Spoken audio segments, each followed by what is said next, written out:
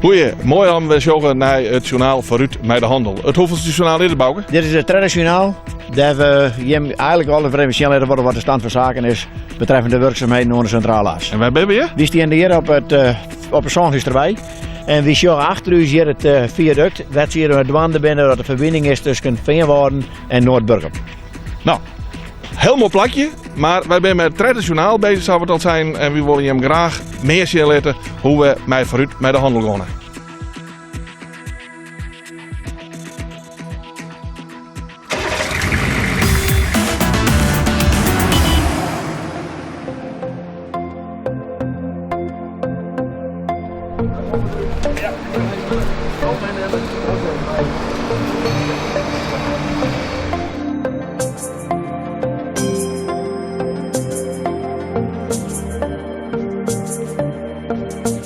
Hey Bouke Willem, ik heb even wat voor je.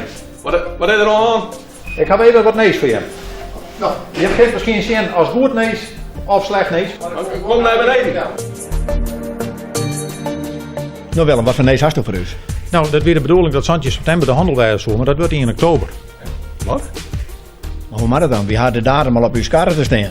Nou, daar hebben we gauw wat ontwang. Daar plakken we een sticker voor. Nee, in oktober. Daar ga ik al een eindtocht, want dat kan ik voor hem regelen.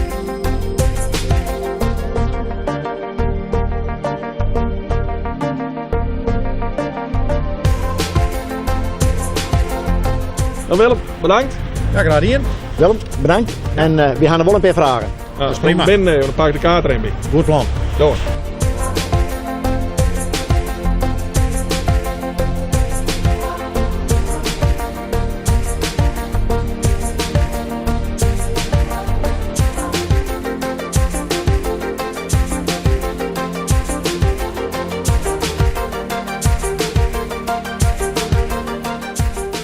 Van de grote kaart naar de Lietse kaart. En we willen je eigenlijk in stappen duidelijk maken, want we maar net een volle boeter op bregen. Wij hebben maar een gang stellen. Het startpunt hebben we niet direct op een grote kaart zitten, Bouke. Ja, Aquaduct. Hier bij Samar gaan we daar dan op. En dan gaan we, het verkeer gaat richting Dokkum. Die wij haalt de broeken bij. Daar is die in de marktkraam en de hele presentatie. Dat is aan de kant van Burgum en aan de kant van Noordburgum. En dan kun je direct opkomen hier bij de Ovonden. Bij de Ovonden. Maar daar krijg je letterbericht door. Dus eigenlijk voor de meesten hun begrip staan we met de handen aan de kant van de wei van Burgum, Noordburgum, Westreen richting Dokkum. Die hele wijstrook die Kippenbroek. En dat is 9 kilometer lang vooruit met de handel over de centrale as. Ja. Dus we hadden wat auto's bijzetten voor de beleving en alles. En ik hoop dat we het zo duidelijk naar hem te brengen. Ja. En die horen wij haalt wel misschien wel interessant voor de mensen. Die broeken voor alternatief vervoer. Dat kunnen ook een legervoertuigen wijzen. Nou, en ja, dat is nou een trekker mee. Mooie mensen erbij. Ja, en voor de cellen die dwars binnen gaan we alternatief vervoer regelen. Want die kunnen daar zo wat. Maar alternatief vervoer hebben we het oor dat die mensen pendelen tussen de 9 kilometer dat de mensen in warrig binnen kunnen we hen wedstrijden willen. Dat zijn de hele route zien. Nou, dat is eigenlijk de bedoeling. En we komen de komende uitzendingen heel graag op bij waarom met nauwere informatie. Maar dit is even graf bij hoe we het in de hol hebben.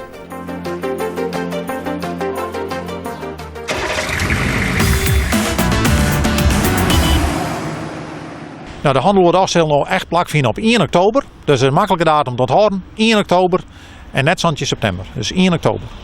En hoe komt dat zo? Nou, dat komt omdat de ondernemer een strakke planning had. En die moet Santje september de wei asfalteren. En dan kunnen we er net op met de handel.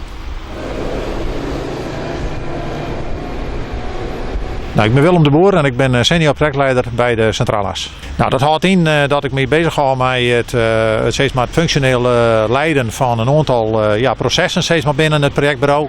En dan processen steeds maar van werken die we in uitvoering hebben. Ik ga onder andere de rondwij van Hudde Griep onder mijn hoede, wat betreft de projectleiding daarvan. Ik doe zaken op het gebied van kabels en leidingen. Ik doe zaken op het gebied van ontwikkeling. Dus we zijn eigenlijk met Kattenbra mee met ontwikkeling ondergang. Nou, dat is even een greep uit de vele zaken die ik onder mijn hoede heb. En hoe ziet een werkdag voor jou er nou uit? Nou, dat is van maandag 8 tot middags 5, soms wel 6, soms ook wel eens op mijn tijd. Dat hangt er maar krijg van hoe dat rent. Maar dat had vooral te maken met protocolisten binnen mijn werkveld. Nou, sto weer op een locatie waar een soort wordt werken. Hoe zorg je daarna? Nou, het is natuurlijk fantastisch om te zien dat ondernemers hier knetterhut werkje aan het aanlezen van de nieuwe dik. En vooral ook deze kunstwerken die gebouwd worden. He, zoals hier een viaduct, dat nemen wij dan kunstwerk. Maar dat is hier achter mij te zien. Nou, ik ben eigenlijk wel het meest grutske op eigenlijk het hele project. Het is eigenlijk net een season op onderdeel. Het gaat om het geheel, zat je het nou sjoggen. Zat we het mijn onder ontwikkelen, hou op papier, dat je nou de werkelijkheid sjoggen. Dat is wel echt heel mooi om te zien. En daar zet je ook voor in? Absoluut. Al van 1998.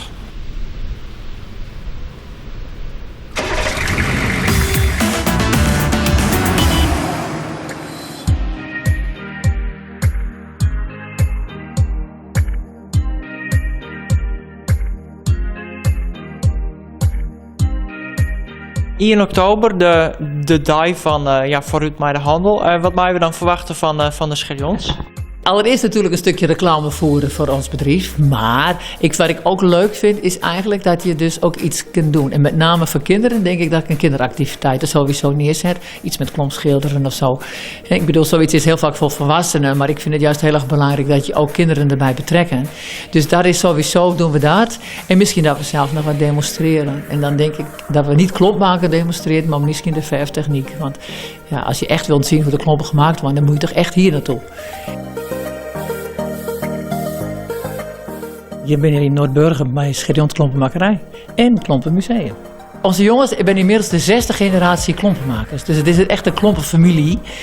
En in 1960 kwam men hier in dit gebouw.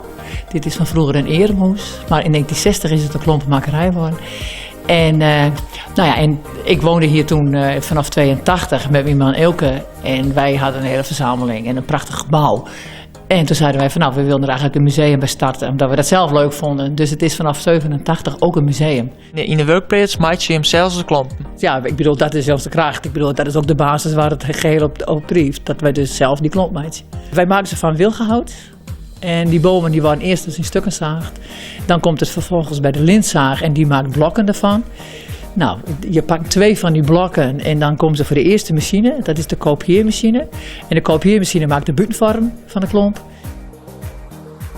Vervolgens komen ze in de boormachine en die haalt het meeste hout eruit. Hè? Het woord zegt het al, boormachine. Dus het eerste gat wat erin boort. Dan komen ze bij de tweede boormachine, die maakt uiteindelijk de pasvorm erin. Daarna komen ze voor de afstukmachine die dus de punten die er nodig waren voor het vastzetten in de machine, die eraan valt. Vervolgens komen de riemgaten erin en dan moet ze in de droogkamer. Dan wordt ze droogd en dan moet ze geschuurd en dan moeten ze dus ook nog geverfd. En dan heel veel van verkocht, hoop ik. Je hebt 2 soorten klompen. Je hebt kapklompen of je hebt ze met leerkens. Dat is officieel in het Nederlands de tripklomp. Deze buurt is dus echt de streek van de leerkenklomp. En wat dus bijzonder is, dat wij dus dat we die leerkenklomp maken met die riemgaten. Die leerkens gaan erover. Maar ook in combinatie met die kleur. En die kleur, dat geeft heel erg aan, dat is een ouderwetse verftechniek. En dat is wel voor heel veel mensen wel heel bijzonder. En het aardige is dat men zegt van ik noem het Scherjonsjes. En dat vind ik nou het leukste van alles. Wij zijn niet ontevreden zoals er op een gegeven moment dus men ons kan vinden. Zie, men komt, we zijn niet afhankelijk alleen van onze regio.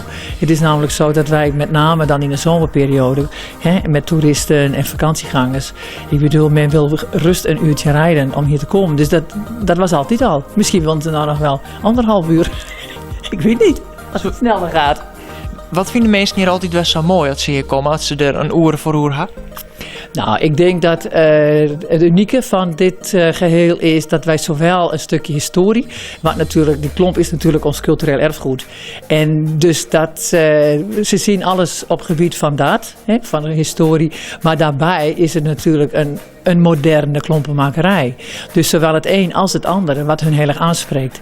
Ik bedoel, we hebben heel veel verschillende soorten mensen. Onze doelgroep is heel breed. En ik bedoel, degene die hier dus komt voor het museum, die denkt, dat moet ik allemaal klompen. En dan zien ze iemand hier met klompen weggaan. En dan denken ze, zo, dat gaat dus ook nog. En dan staan ze verbaasd dat op die manier die klomp dus uiteindelijk nog steeds gebruikt wordt.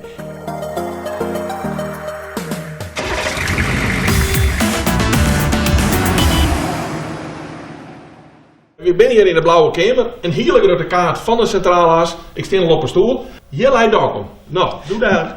Damwoord, En daarboven. Broeksterwoord, Watterswoord. Dan komen we hier bij Veenwoorden. En de Westreenboven. Noordburgum, ja, daar helemaal bovenin, maar die leidt wel een beetje verder bij. Ja. Dan komen we hier langs. Wie ben hier? Burgum. Hier hebben we het aquaduct. En Nou. dit helemaal, dat is het eindpunt. Beneden keer. Deze keer hebben we een prijsvraag voor hem. Wie wil graag weten de afstand van de centrale as van Dokkum tot wat er aansluit beneden keer. Die oplossing kan je sturen naar het adres wat hier dadelijk in beeld komt.